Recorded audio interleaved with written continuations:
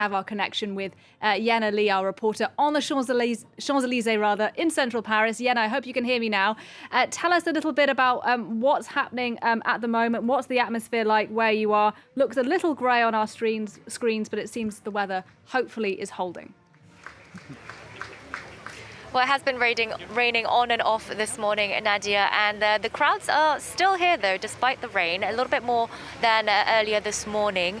We've seen the aircraft show earlier to a lot of oohs and ahs from the crowd, as well as Emmanuel Macron passing by doing his inspection of the troops, and now the foot parade is underway. Earlier, the Takuba task force, which you've been talking about and analysing, did make its way in front. The atmosphere is quite jovial. There's a lot of families with young children and a lot of tourists, actually, who find this pageantry quite interesting. We've talked to a few of them earlier who have shown their enthusiasm for it. Of course, not all French people are interested in the military parade. Some people might be watching from home. Others have made the effort to come here because they wanted to see for themselves the military parade on show today. And it may surprise people, Yenna, that so many people, thousands of people, are allowed to come and watch these proceedings in person today.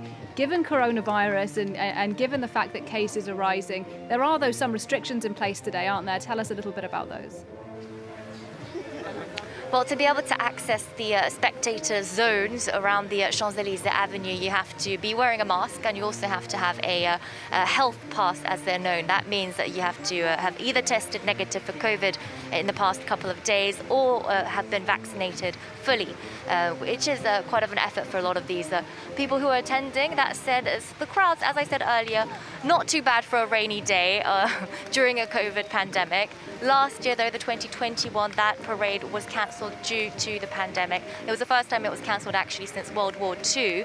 Emmanuel Macron then chose instead to have a smaller ceremony at Place de la Concorde for a limited number of guests and military. And Yenna, just finally, we're looking at the military parade, but this is not the only aspect of the celebrations taking place today. There'll be fireworks tonight. Sadly, though, at least for me, there'll be no bal de pompiers, no firemen's parties tonight. Tell us a little bit about what people are missing out on, I suppose, today.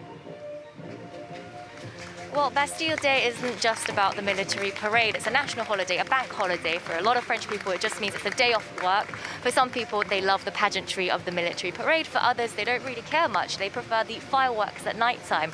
The major fireworks in France will, of course, take place here in Paris, just behind the Eiffel Tower. That has been maintained. However, the traditional bal des pompiers, or the firemen's ball, that has been cancelled in Paris and the surrounding regions. But depending on where you are in France, those activities may or may not be taking place due to coronavirus restrictions. All right, Yenna Lee for us there in central Paris. Thanks very much indeed for your report.